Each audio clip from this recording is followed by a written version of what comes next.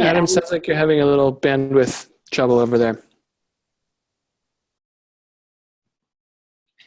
Adam, if you can hear us, we can't hear you right now.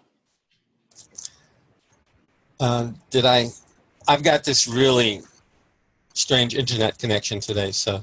Okay, you're back. I'm back, okay.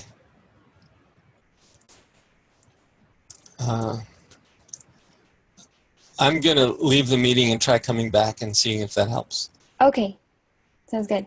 Well, let's officially get started. So I'm going to start recording the meeting. And just as a reminder for housekeeping, we have a Google document that I sent in the email, a link in the email that I invite you to take notes there.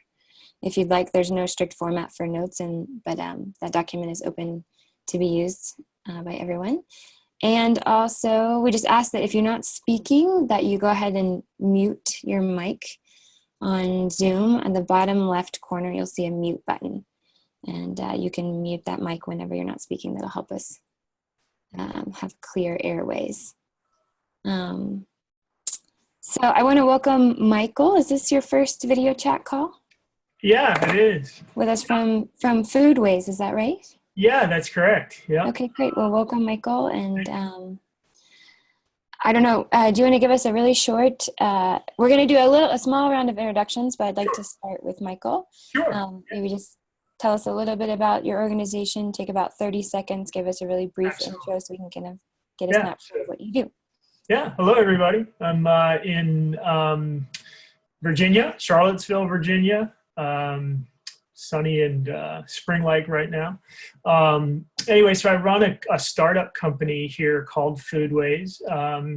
And what we are really trying to do is really create sort of the next version of a food guide to help people, consumers in particular, connect with food, healthy food. And so I won't take up too much time at this point. I can explain later maybe what I'm looking for.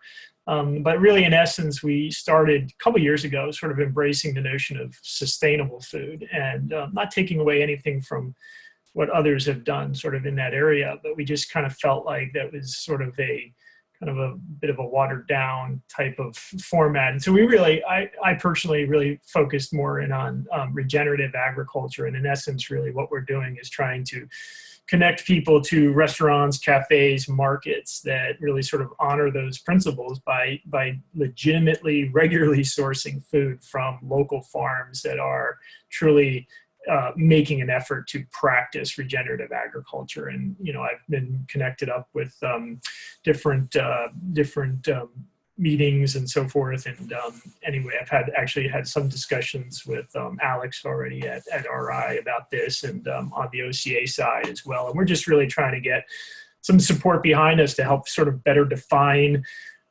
what those principles are, because, you know, measurement, of course, and data collection, I know is something that, you know, we're trying to migrate toward, but that's, you know, I think something that's going to take time. And so time is of the essence. And we're really trying to get our name out there and really be that voice to consumers. And so we really want to have sort of maybe more of a collective type of message to exactly what we're really looking to convey to consumers about regeneration and what those principles are at the farm level. So thanks for having me. Yeah, that's great, Michael. Thanks. And so everybody check out Foodways website. It's a great resource to start with. And so I'm positive there may be some cross-pollination between other people here in your organization. So that's great. Nathan, do you want to give us a short introduction of where you're coming from and what you do? Sure, thanks. I am originally from Tallahassee, recently relocated to Jacksonville, and I have a food gardening business. So I help people from families starting raised beds to communities trying to start community gardens. I'm working with a few youth organizations to help them start youth farms. And that's kind of the business side of my life. I also started a nonprofit in Tallahassee called Tallahassee Food Network. And we were more or less the dating service of the food movement in Tallahassee. So if a neighborhood wanted to start a farmer's market, they didn't know the farmers, we made that introduction. Or the health department wanted to do a nutrition education type outreach in a community, we already knew the grandmas that were teaching their kids and others how to cook and things like that. So we were kind of a catch-all for folks trying to redevelop the food system. And here I am in Jacksonville, and I'm seeing the lack of that connection because in Tallahassee, after about a year of our work, nobody was saying the words, "Oh, I'm the only one that, I thought I was the only person that thought or did things like this." That kind of faded into the background as people got to know each other. In Jacksonville, I'm seeing a lot of that. My own background is I grew up gardening, and I graduated in '08 from Warren Wilson College outside of Asheville. And I got thrown into the economy in 2008, and there weren't too many nonprofits trying to hire community organizing majors. So I went another route and kind of made up my business as a way to pay my bills, and then did the organizing around that. Very great. Thanks, Nathan. Yeah, thanks for having me. It's great to know about you. Judith? Hi, Nathan, did you know Laura Lennox? Oh, absolutely. Laura's my buddy. She's how I know about y'all. Okay, Yeah. all right, that makes sense. Does everybody know Laura Lennox? She wrote a book called, I think it's Resilient Agriculture. Yeah, something like that. Yeah. Yeah. So anyway, my name is Judy Schwartz, and I'm an author, journalist, and I've written 2 books fairly recently that are in the realm of regenerative agriculture. Cows Save the Planet and Other Improbable Ways of Restoring Soil to Heal the Earth. And more recently, Water in Plain Sight, Hope for a Thirsty World. So I guess when we come around again, that's just, and I'm based in Southern Vermont, I'd love to share about I see I'm the only one on the call that participated in the Regeneration International OCA Senate briefing, or congressional briefing last week. So I'd love to tell everybody about that, because that was a big success. Yeah. We can go around. That'd be great, Judith. Okay. Yeah, putting that on our list to get to today. Thanks. Ethan, quick introduction. Hi there, I'm Ethan Soloviev from Genesis International. We do regenerative agriculture design and development around the world, including consulting for companies, both small and large, that have supply chains that reach into agriculture all over the world, and we help them source from permaculture and regenerative farms and evolve their business models to act more like the ecosystems that they say that they want to regenerate. And I think the other brief thing I'll say is that we've recently been involved in a couple different efforts around articulating the principles and the definition of regenerative agriculture.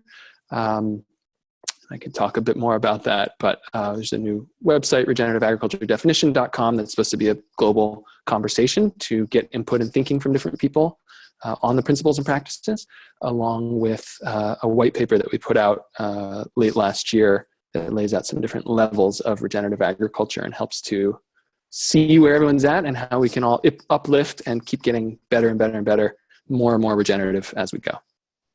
Great. Thanks, Ethan. Adam, can you give us a quick introduction to what you do?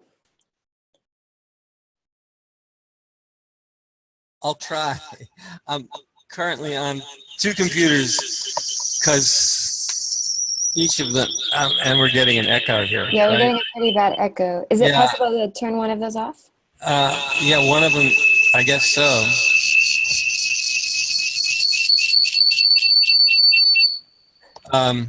There we go. We got you. Yeah. I turned off the audio on one of them, so I don't know why.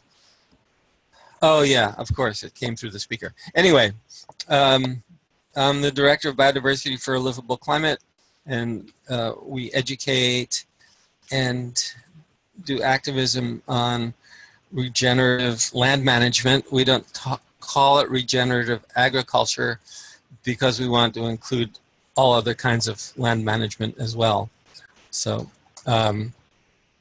we are currently working on a Massachusetts bill to that effect, similar to haven't seen um, the Vermont bill, but it's kind of inspired by California, and so we're moving in that direction.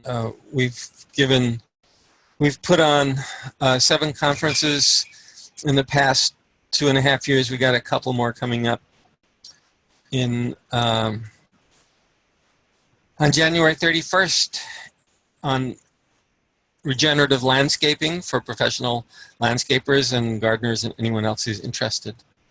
Can you still hear me? Yeah, you're good. You're coming through clear. Okay, because all the faces just froze. And it's telling me my internet connection is unstable. Let me just... Adam, you could also try stopping your video. Yeah. Just doing voice. Yeah, I could. You're right. That's a good point for now. Yeah. Okay. Great. Let's see if that works better. And yeah, that's it. I just want to say about Judy that her first book, Cow Save the Planet, was a big push to this whole movement. And if anybody hasn't read it, I highly recommend it. And as I mentioned, she and Ethan both spoke at our first conference. And Ethan takes a very broad view of permaculture and land regeneration. So I really appreciate his work as well. Great. Thanks, Adam. So I do want to open the floor. I mean, these calls are pretty, we don't have a strict format. Primary goal is just networking and sharing what's going on with everybody. So I do want to open the floor broadly for people to share about important past events, important upcoming events, important movement resources or research that's come about that you think should be talked about today or just sharing between the group. So why don't we go ahead and start with Judith. Judith, it'd be great if you could give us an update about the Senate briefing that you were a part of last week.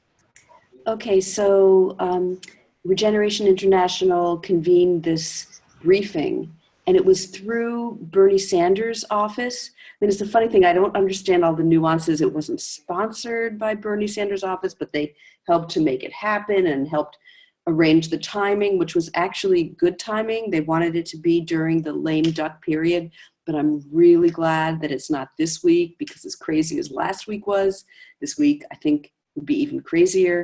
So, all right, so the theme was how to feed the world and cool the planet. Soil is the solution.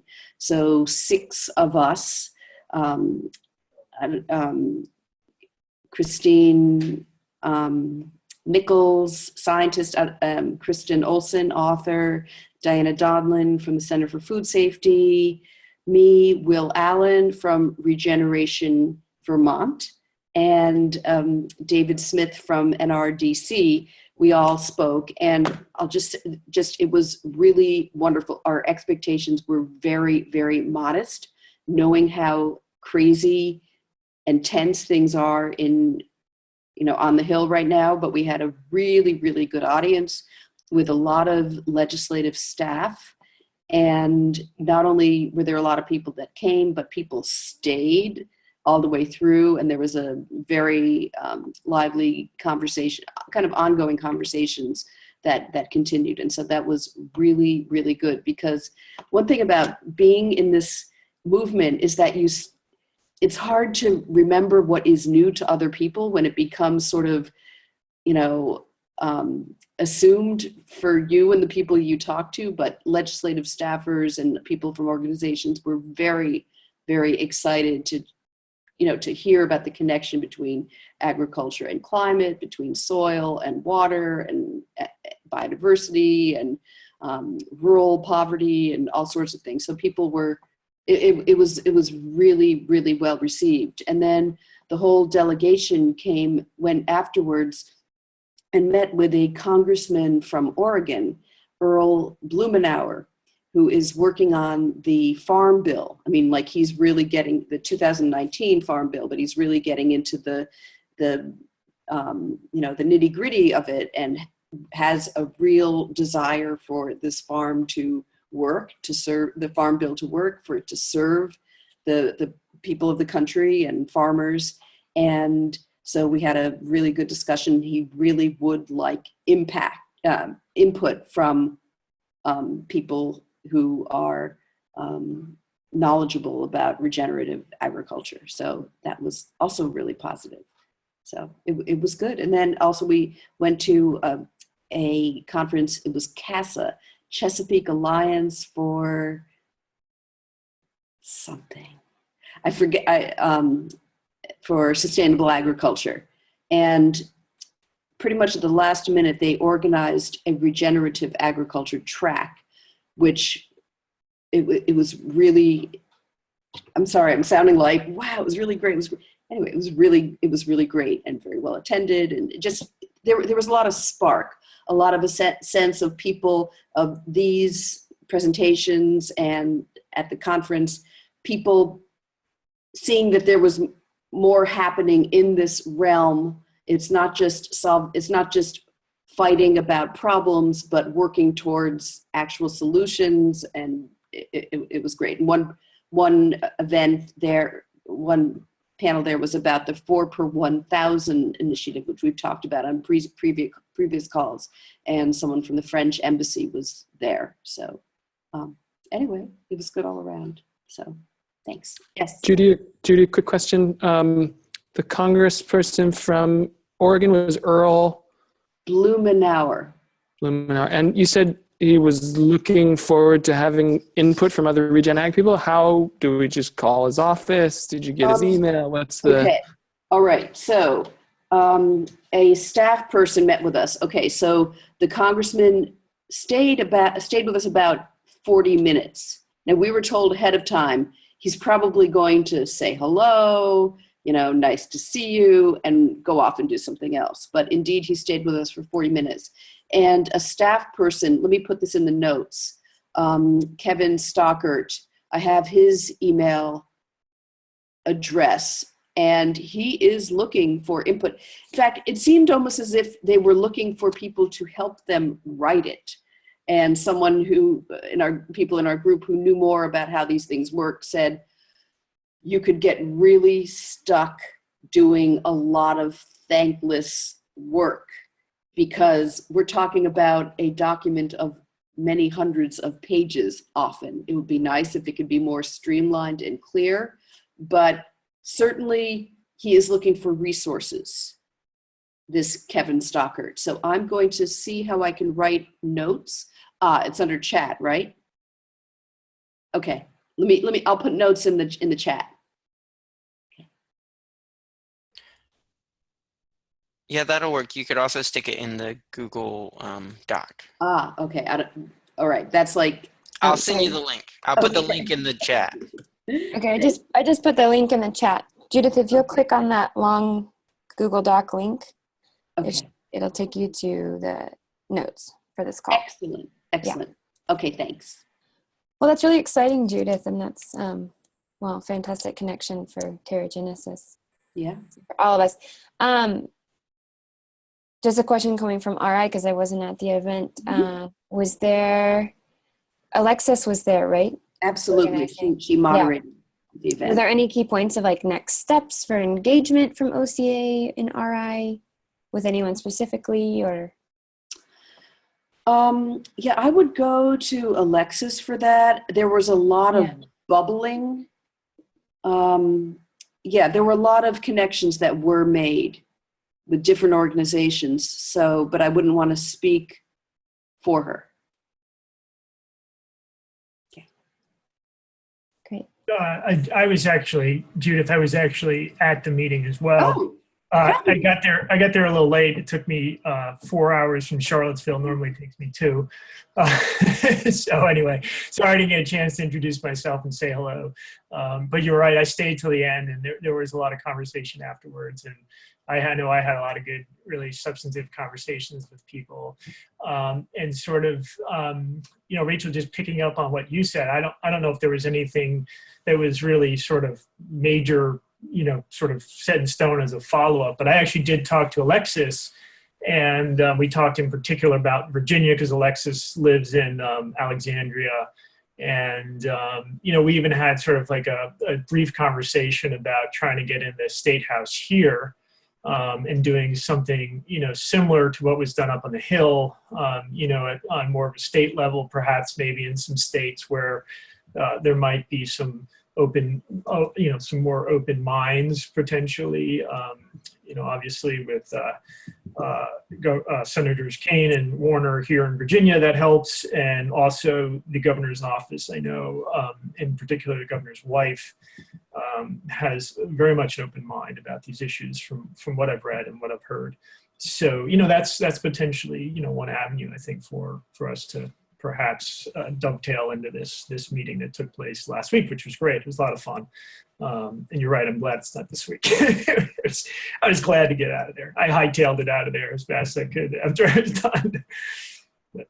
And I read your book. Your book is fantastic too. It's awesome. I tell people about it all the time. In fact, I just gave it to my 16-year-old daughter. She's in an environmental program in high school, and they're actually studying soil right now, which is it's awesome. It's really cool what they're doing. And I have a whole bunch of books, and I gave her yours, I'm proud to say. So I told her to read it. Thank you. Excellent. Great. Anybody else have any important events, news, resources to share with the group? There's upcoming kind of big event for the natural products industry is the Natural Products Expo West, which will be happening in March. More and more regenerative agriculture is a topic of conversation. It's on the edge of being a buzzword that people are talking about, but not really doing, but are talking about because it's exciting, which I think is good. And so that will definitely be live at Expo West.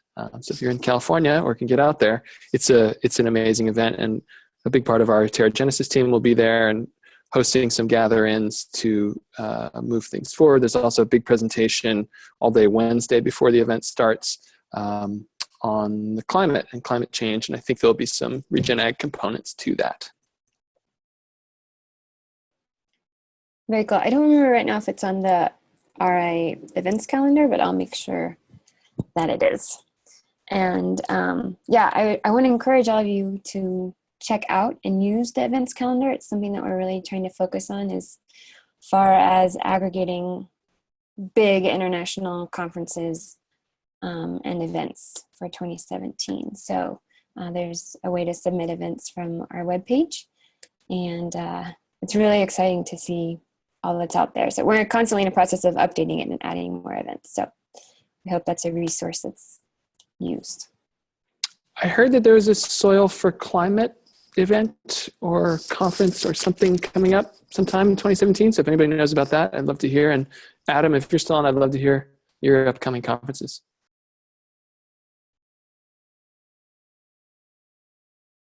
Yeah, I'm sort of here. We're wrestling with router problems, but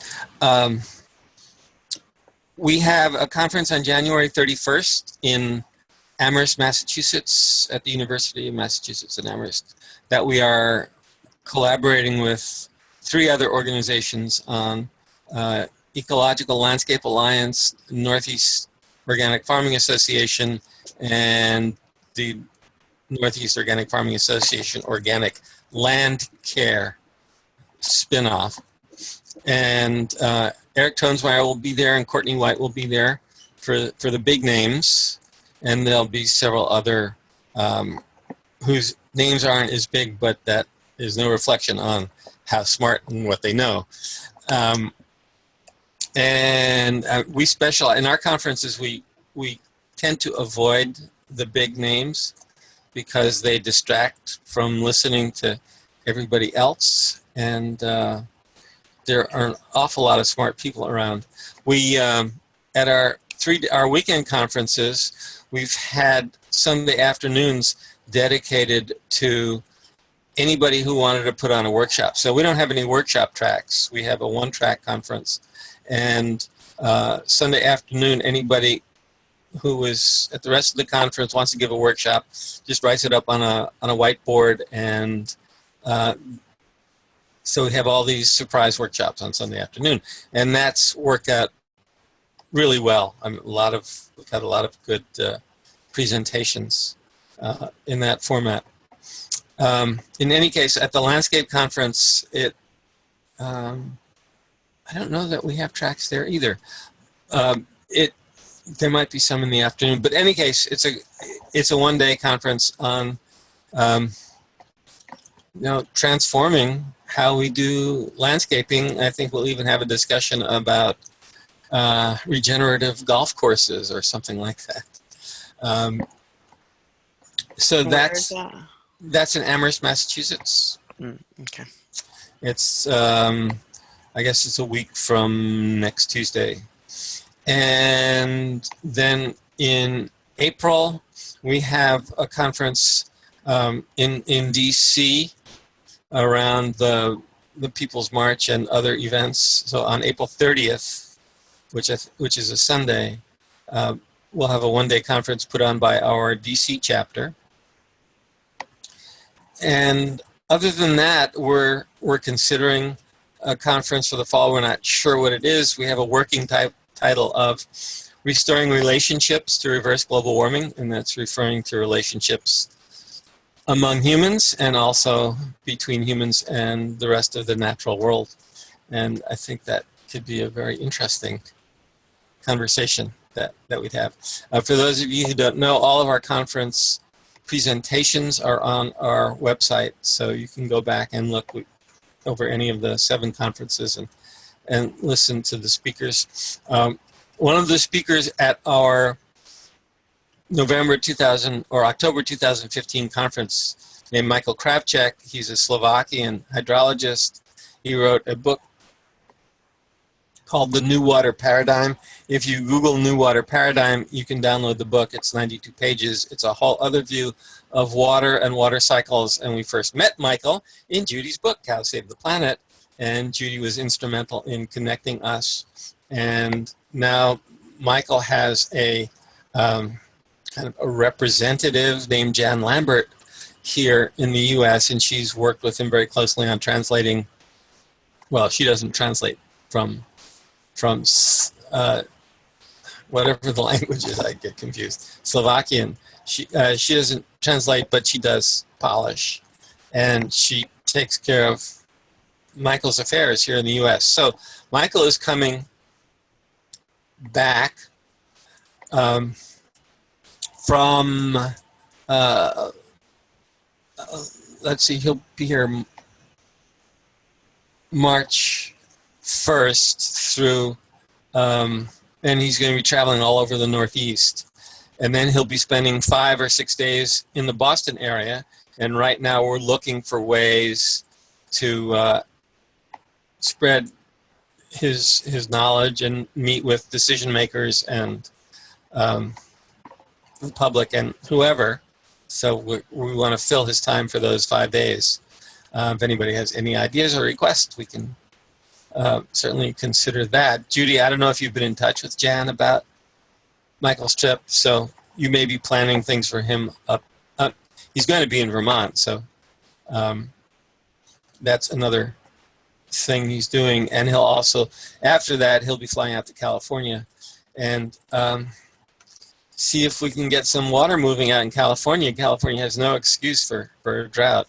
We've had a major, shocking drought which dared to set its dusty feet in Massachusetts, where we get allegedly 45 inches of rainfall. And the state of Massachusetts seems to think that drought is all about precipitation, and once the water hits the ground, it's not their department anymore.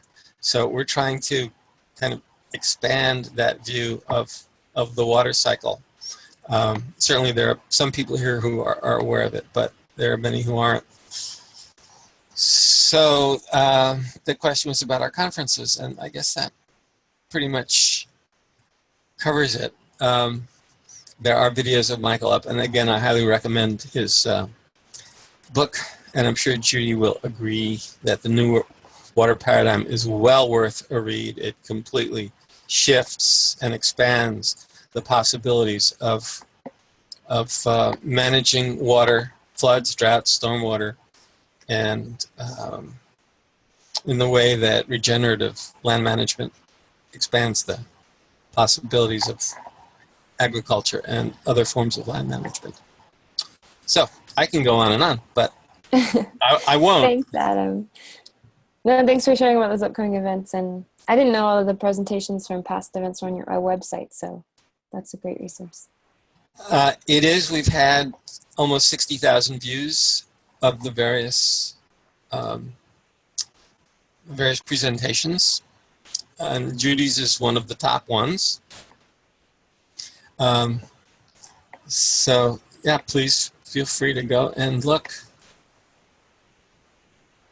Great. So I'd like to bring up a big thing that's happened among the movement is Terragenesis released their definition of regenerative agriculture. And Ethan, I don't know if you want to comment about anything about that process, or if you all consider it a working definition. Definitely working definition. Yeah. I mean, it will always be. Part of my belief about regeneration is that it's never a finished game. I wish I didn't even have to do a definition, because I think we'll get more out of, seeing it as a continually ongoing, evolving whole living system, which is what we're seeking to regenerate, is whole living systems. That said, as we started to see some people, putting out ideas of regenerative agriculture that were kind of, just simplified, focusing on a single factor in a landscape, not including people, not including trees. We thought it would be useful to, put out a holistic definition that could include a lot of the great work that's happened for decades on, in agroforestry and agroecology and permaculture and, many, many contributions, and aquaculture as well. Adam kind of helped me think about that and see that. So basically the process we use is that we reached out and contacted everybody we knew all around the world and asked for their input. So we talked to hundreds of farmers and designers and professionals, and we said, what do you think currently regenerative agriculture is? And we did our best job trying to synthesize all that and kind of get to the essence of what people were saying. And we put up a draft and get comments from various groups of regenerative agriculture practitioners, especially people who are really doing it. The small handful of people around the world who have farms and are demonstrating the actual regeneration that's happening through various indicators. And then as we went, we kind of put it out to wider and wider groups, and are still taking input, still taking comments. Would love to have it evolve, and would love the discussion about regenerative agriculture and what the definition is, or what it is becoming, to be a public one, right? To be one that everyone can have input in and see the different sides of the debate, and just get educated about the whole system and get discerning. I think that's one thing we really wanted to have out there, is we want people to have the ability to discern and see, okay, yes, this person's saying, or this business is saying they're doing regenerative agriculture. Are they? To what extent are they? Where are they doing really great? Where could they improve? How could all of us, support them improving? And so it's not a yes or no, this is regenerative agriculture and this is not. It's more like a gradient, or we propose different levels that people are working at. So definitely ongoing definition. I'd love to hear input from anyone here. Adam's already contributed a good bit, so has Rachel. And we'd like to keep it a living document. So regenerativeagriculturedefinition.com is one place that discussion is currently happening. And there's a couple other blog posts and things. And for the kind of deep geeky side of it, if you really want to dig into what we've proposed for levels, there's a free white paper that I can email you, or you can download for free on the Terragenesis website. That's a more kind of in-depth, 20 pages on different potential levels of regenerative agriculture. I just chime in if I could, Ethan. I mean, I just want to, say that's exciting to hear from my vantage point. I mean, kind of going back to in my introduction at the beginning, for what I'm trying to do with my company is really collect that very information, because sort of where I got to was how I got to this point was, we spent a lot of time visiting farms, and we're not certifying, we don't have checklists, and we don't charge farms. We just go out and we just see what they're doing, so we can communicate that on our app, on our website, to a consumer when they go into a restaurant and see that name on a menu. We try to verify things. That's a big part of what we're doing too. But really what occurred to me in particular was that, we're getting a lot of pushback from local farms. I mean, there are a lot of great local farms, and they have high profile because they're local, and they're, at the market on Saturdays, they're on menus.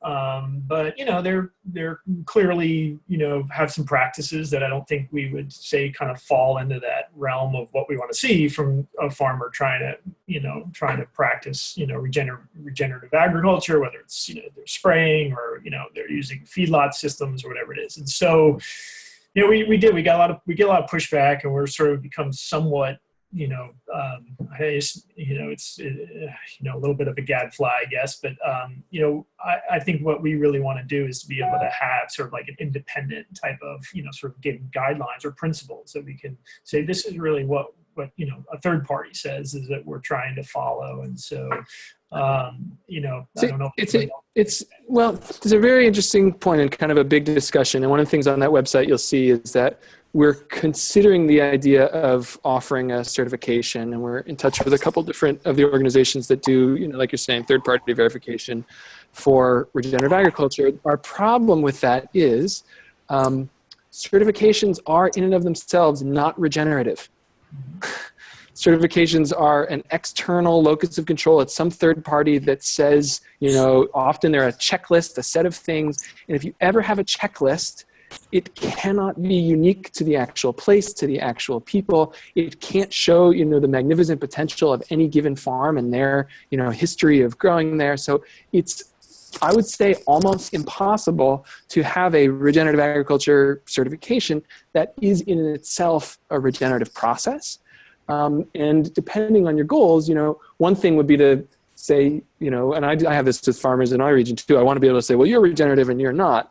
And we really want to buy from the regenerative ones and forget the other, ladies or dudes who are growing that way. But actually, that's not really my goal. I want everybody to, especially, larger scale systems farms, in the Midwest, in other parts of the world, I want them to be able to see where they're at, do their own good thinking about where they could go next, and have support, maybe incentive, but support to move in a beautiful direction towards regeneration, even though they might be a really long way away from it. So it sounds to me like what you're talking about could be a checklist for the consumer or the user or anybody looking at the farm, and the farm says, we do this and this and this, and if the user wants a checklist, then they can refer to that and see, but it doesn't like put the land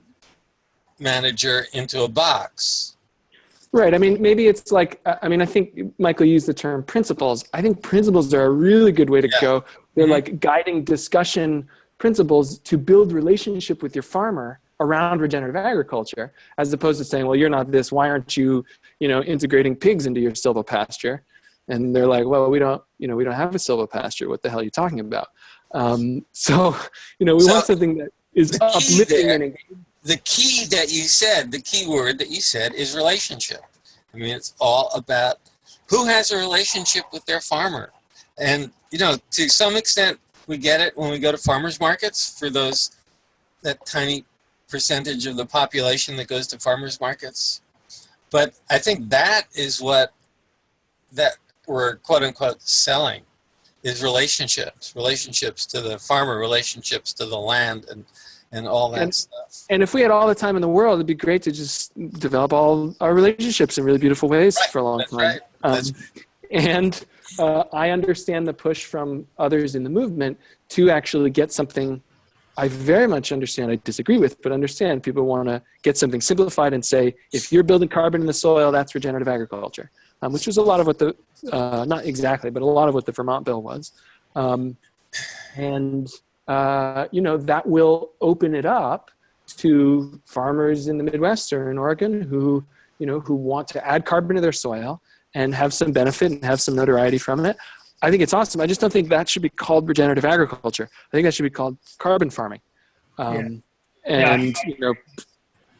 agree with that. I mean, I totally agree. I think that's where I'm coming from is that, the bill is very much measurement based. And, I look at it and I think it's on the one hand exciting, but on the other hand, I think at least certainly around here, oh my gosh, that's so far fetched into the future right now that it's, that's going to be that's going to work. On the contrary, that's not going to work toward progress. That's going to be, we need to start getting this, continue getting the message out like now. And, the idea of these principles, I think, is to me what really resonates the most because, again, as you said, Ethan, there is no black and white. It's all sort of so many shades of gray. And I could tell you, of all the farms around this area in Charlottesville, Central Virginia, some of whom are just producing wonderful food. Very few of them are certified anything, and they are not going to become certified anything. They have no desire. They have no desire. We're in the Massachusetts. I agree with you completely, Michael. And in the Massachusetts bill that we've started to work on, we're taking measurement as far out of it as we can. Wow. Because first of all, measurement is such a tricky and uncertain process that really the best criteria is best practices. Mm-hmm. So if you're doing this and you're measuring water infiltration or measuring some other very simple, straightforward things, species diversity and ground exposure to air and other fairly straightforward measurements, that's and how you're working on, if you need to measure anything, that's what I think you measure. And the other thing is, we're always looking for certainty in this world. I mean, it's kind of an obsession of civilizations. We look for certainty. And honestly, there's no certainty out there for anything. And, crossing the street, am I certain I'm going to make it to the other side? Well, I assume so, but the way some of the bicyclists around here have been zooming around, I'm not so sure because they don't follow the traffic lights or anything. And I'm a cyclist, so. I think the overall aim here is I would love there to be more farms implementing regenerative agriculture all over the world as fast as possible. And I want the whole conversation around it to be uplifting and get everybody to the next step or the next 10 steps forward. And as much as possible, not, get into these divisive, this is or this isn't things, while at the same time, I believe it's important that we move quickly and put systems in place internally and externally that encourage people to rapidly move in this direction. So I think it's an interesting question of how to grow very quickly while still, upholding the integrity and the potential of what we can really do with a very deeply regenerative agriculture. I think that's happening now. And I think this conversation is evidence of that. And we are constantly running across people that we never heard of, who never heard of us, who are doing this. And that, to me, is a change in the zeitgeist. The spirit of the times is undergoing a dramatic transformation, and it's often not visible as you're going through it. But the other part of it is you can't control this. You can only change it. So if I'm a farmer, which I'm not, but if I were a farmer and I'd hear from Alan Savory and I'd hear from Mark Shepard and I'd hear from Ethan Rowland and I'd hear from all these other people and Gabe Brown and, oh, you mean I don't have to buy all these inputs? I mean, it just starts to add up little by little until it hits a tipping point. And we are right now, as far as I'm concerned, in the middle of a tipping point, real time. So watch it carefully because we are here. This is what we've been talking about. And, often you don't notice it while it's happening. And then say, oh, that's what was, well, it's happening. So, and it's really entertaining aside from everything else. I'm finished. Yeah, I think this conversation is just totally fascinating because I so align with what Ethan is saying about, we can't just put regenerative agriculture into a box and create a checklist of a certification program.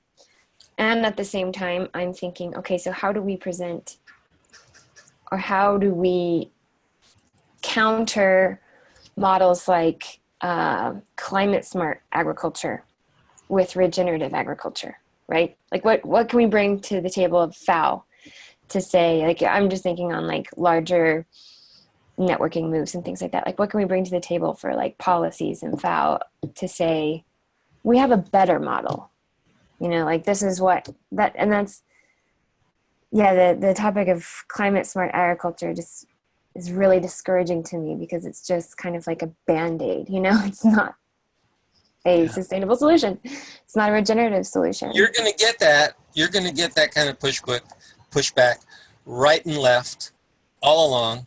And the stronger regenerative agriculture and land management becomes, the more pushback you're going to get. That's the nature of things. That, to me, that's the death rattle of climate smart and conventional land management. And it's a drag, and it's expensive, and it's destructive. But it's inevitable that we get it. So we just be prepared. And I agree with you completely, Rachel, that the most important thing is saying, hey, here's what's better. And here's the proof that it's better. And here's the proof that it's going to make you healthier and more financially secure, et cetera, and so forth. And people eventually get it. And now, again, that's the tipping point, is where more and more people are starting to get it. And the French 4 per thousand is a major signal that that we are globally starting to get it. Yeah. And I guess I have hope that, and I believe that there exists some sort of hybrid framework that is flexible enough and yet can still fulfill the purpose of a framework that could be presented to like these larger governmental groups, something like holistic management, that's, and I talked with Gregory from Terragenesis about this, that it's really like a framework for a process instead of a framework for just like a checklist of what's being done. Well, so I'm really encouraged by the work that TGI is doing. And I kind of like hope you guys create that framework. Well, talk about presentation to larger bodies. I consider the state of Massachusetts it's not a global governmental body, but it's a larger body than what we usually deal with. And we met with the chair of the Natural Resources Agriculture Committee. He spoke at our conference 2 years ago, and he, as well as the chair of this important committee, is a grass-fed beef farmer who long ago practiced holistic management. He says he kind of does it his own way now, and he showed me the calf that was born yesterday morning, and he was all pleased with that calf. And so he's got a holistic ranch in Massachusetts. For those of you who didn't know that there were actually ranches in Massachusetts. And he's all excited about the possibilities of this bill. We've got the president of the Senate who is potential. We've got some very big people in Massachusetts who are ready to hear this, if not actually act on it. And that is the tipping point. There was and the video of this is on our website, there was a hearing that was held in Utah by the chair of the some committee in Congress, and they had Representative Grijalva there, and some of the people we know, like Richard Teague,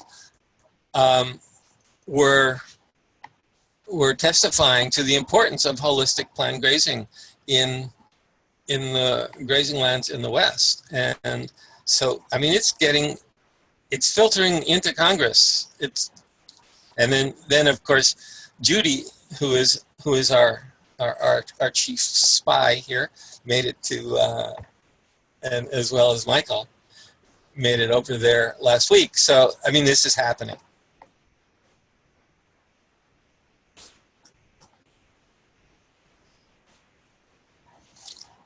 Yeah, great. Well, we have a few minutes left. We're coming to a close, but I just want to thank you all for being engaged and taking part in this video call. We want to increase this engagement throughout our partnership and our network. And I also want to invite anyone who's not on our Slack channel. You can send me an email. My address is the email that sent the notification for this meeting, and I can add you to our Slack channel. We're going to be kind of revamping that communication platform for RI. So please send me a message if you're not already connected. Can I just say about that? I don't want to discourage any of that, but there are so many tools, so many connectivity things. They all have different rules and different processes. And I, for one, am just overwhelmed and I just want to stick with email at this point, even though it's, or listservs. It just overwhelmed with the latest and greatest technologies. Yeah, I definitely hear that, Adam. I think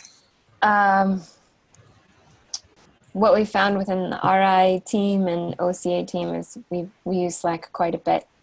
And so we're kind of also trying it out to see if it is a viable form of engagement for people in the RI network. Yeah. Oh, it's all we're got to try these things.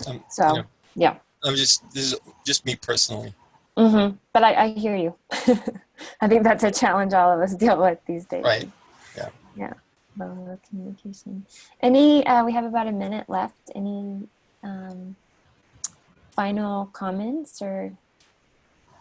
I'm just sorry we didn't get to hear more from Nathan, and Nathan, I'd love to hear at some point. Yeah. I have to run now, but I'd love to hear more about your project and what kind of support you need to keep things going, because it sounds awesome. And definitely. Yeah, thanks for doing your work, and maybe on the next one we'll get some more time for you. No problem. Sounds good. Yeah, thanks for joining us. And nice to meet you, Michael. I'm sorry we haven't had. Yeah.